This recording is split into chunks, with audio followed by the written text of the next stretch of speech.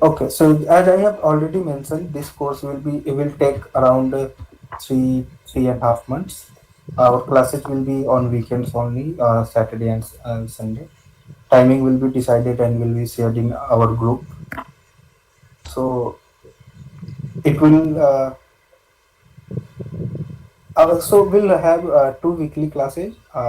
Depending on the course content and everything, we'll extend our timing when needed. So it's not necessary that our classes will be for only 1 hour. Sometimes it will be for 50 minutes if the course content for that day is short. Sometimes it will extend to 2 hours also. So we'll manage all these things. What we are going to learn in this? So first, we'll learn about basic understanding. So from getting a started mode, where you will learn about what is Linux, how to choose your Linux distribution system. So many people do Linux on, some people do on Ubuntu, some people do on Debian, some on Red Hat, Fedora, Gentoo. So there are open source is also available. So there are many Linux distribution. So we'll learn about what we are going to use, what is Linux and everything. After that, we'll start with command line commands, where we'll learn about shell, what is Linux shell and all. Then we'll run some basic commands, which includes pwd. So for example, everyone uses Windows laptop.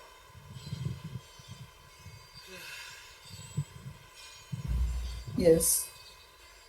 Yeah. So just tell me, for example, if you are having one file and that is saved in your C drive with folder named Subham. So if you want to access it, or if you are just opening your file, what will be your present working directory?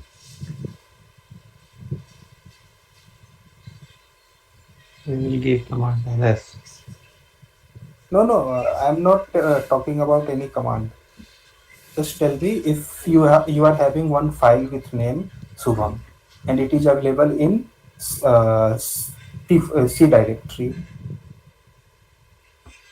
So how will you will access it? You will first go to your file section, then you will hover your mouse to C directory.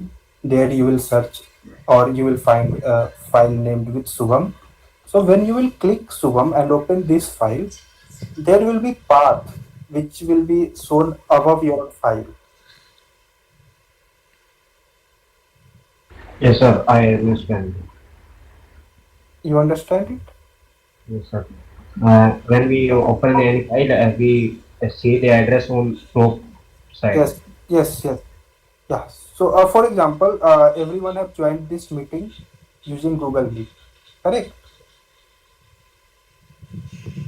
So just see on your search bar, it will be written something like meet.google.com backslash PAF OZ and all the path directory.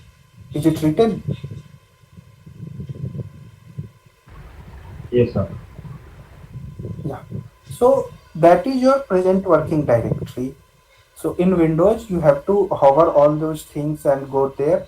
But if you will be using Linux, you don't have to do anything. Just write three words pwd, that means present working directory, and it will give you path of your current directory.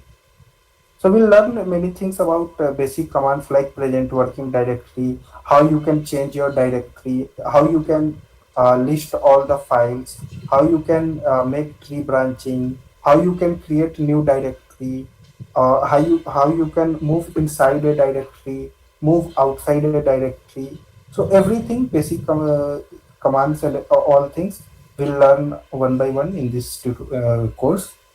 Then we'll move to towards file operation, where you will learn how you can manage all the file operations using commands only. You don't need to open every file individually and then control C and control V it or copy paste it.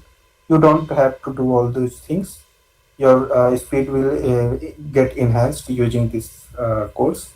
So we'll learn everything about file operations, how you can copy one file to another directory, how you can copy file from same directory and move it to another directory, or anything that you can think regarding file operations. You will get to learn in this course.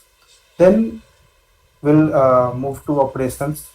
What operations you can perform in your file, which will include reading contents of your file, modifying contents of your file, or deleting contents of your file, or if you want to add some contents in your file. Now if you have to write something in your file, what you do? Can anyone tell me? vi command or vm command to open a new file or editor window. You run command to open your file in window, Uh, or you just double click on your file name? yeah, in window, double click to open editor window, and in Yes. Linux, vi No, or vm. I'm talking about Windows only right now, because Okay. for me, I'm assuming that everyone have knowledge about Windows only. Guys don't have any knowledge about Linux, because I'm starting from basic level. So for me, I'm having a perspective that everyone will understand example of Windows. So I'm talking about example of Windows. How you open your file, or if you want to add something in your file, what you do?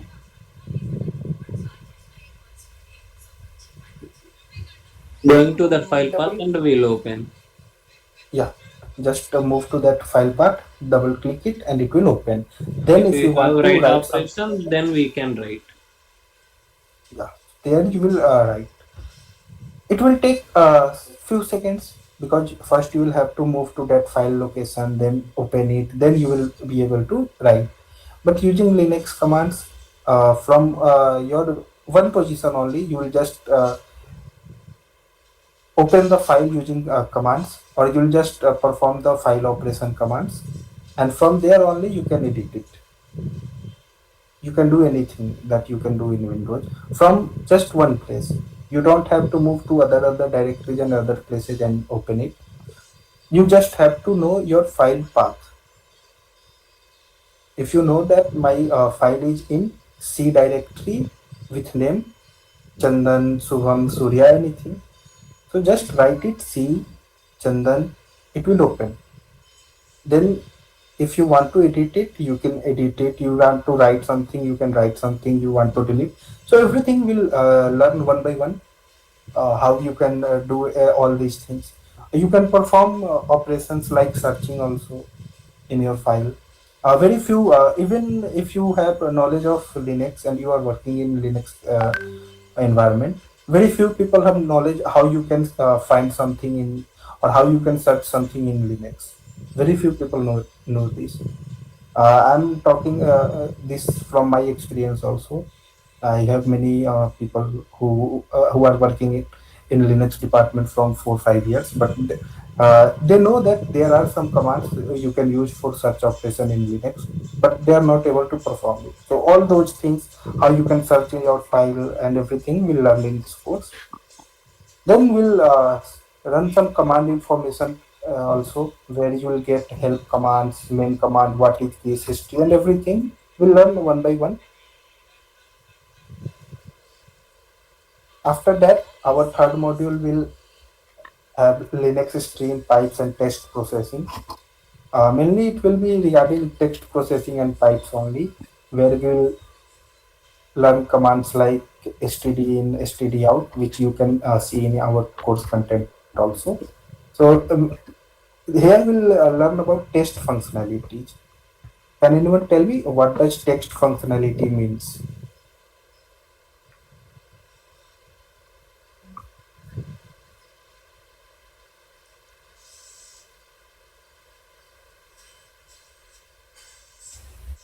Text functionality Anyone? means where we can edit some text or any Where you can files we just can. simply produce some, yeah, where you can simply just produce some input and output functionalities. Input functionalities means you want to write something.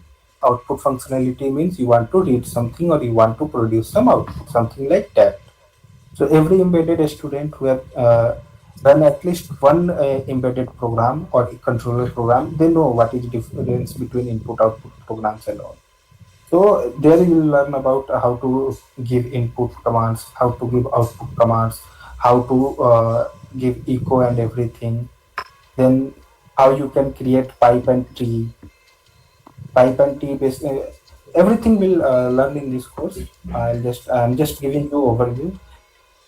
Then you can set your environment also. Your only basically you if you download any or if you set up your Linux, it will be it's set with a default environment. But if you want to have your own customized environment in Linux, that no one else in your area or no one else is having the same environment. If you want to create some different environment for your Linux setup and all, you can create it, and I'll teach you how you can do all these environment setups and all. Then you can use cut, copy, paste commands, everything for text functionalities. You can expand some file, unexpand some file. You can join two text or two files. You can split files. You can sort file. Everything we'll learn in this text functionality module. Then we'll move to our fourth module, right? Where we'll do some advanced text functionalities. Basic text functionalities we'll do in our third module. In fourth module, we'll learn about some advanced text functionalities where we will be using Vim editor. Vim editor basically is an editor where you can write your codes or write anything that you want to write. So, like a notepad that we have in our Windows system, same thing is Vim editor for Linux system. But added advantage is that in Notepad you cannot compile your code, but in Vim editor you can do anything that you want regarding text functionalities. Then we will learn about regular expression, which is known as regex, text editors, Vim, which I have already told you, Vim search patterns, Vim navigation, how you can insert or append some text in Vim, and how you can save your Vim, and how you can just exit from your Vim environment. So when you will open your Vim editor from your Linux terminal, you will go to that Vim terminal, and exiting from there for a beginner is a very huge task. When I was a beginner, what I did, I just opened the Vim editor, and it was easy. I did all the programming and everything inside that, but I did not know how I can exit from it, and it took me around 1.5 hours to learn how you can exit it. So everything we'll learn one by one. Will also learn about file buffering and file manipulations in this advanced text functionality module. After that, we'll move to a hardcore embedded system, embedded Linux, where you will learn about user management. That is very important thing if you want to move into embedded Linux side. User management in any project regarding processor or anything that you will make, user management plays very vital role. So we'll learn everything about how you can create users, how you can create groups, how you can make super user. So there are some functionalities that, for example, you are normal employee, so you are user. Above you is your TL or your manager. So he is group of all the employees. So he is group, but one person there will be who will be having everyone under him. That is known as super user. The same thing applies in Linux also. So we'll learn about all those things. How you can create super user, how you can do super user functionality, and how you can attain all the powers of super user. Then you can create root user, everything. You can create shadow, you can create group, you can create user management tools also. So we'll learn about all those things. Then we'll move to our next module where you will learn about permissions. So embedded Linux is basically used for security purposes. For all those things, it is also used for like for processing, processors, pipelining, and all. But important functionality includes security also. So there you will be learning about how you can give file permissions, how you can access file permission, how you can modify file permission. So what is file? Basically, you have written some code of around 1,000 to 2,000 lines, and you are but sharing it hex file. Okay, so anybody can access your hex file, and if anyone can access your hex file, your code is stolen or it is compromised. So all your efforts have gone in vain. So to protect all those things, we use file permissions so that your hex file is fully secure.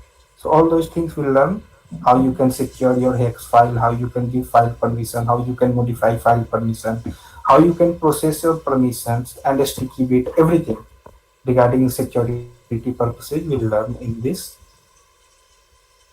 Then in next module we'll learn about process and packages. Package is very important thing where you will create packages of all your programming things. You can where you will create package of your repositories. You will create tar and zip file of your programs and everything one by one, and then you will compile your source code. So all those things come inside packages module.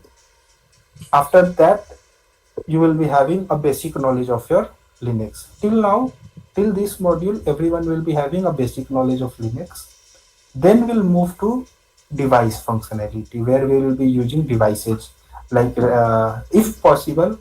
So if the session will be interactive and I find that you are having uh, a JIT inside you to learn things, then I can also teach on processors like Raspberry Pi, but it will depend. But device thing we'll learn anyway, where we'll be creating a device directory, device types, device names, system functionality on the particular device or control or processor. So device functionality, we will learn about this only after having basic knowledge, which we will learn basic knowledge in first 5 or 6 modules. Then we'll move to device. Then after that device, we'll move to file system. How you can create your own file system for the packages built for your processor.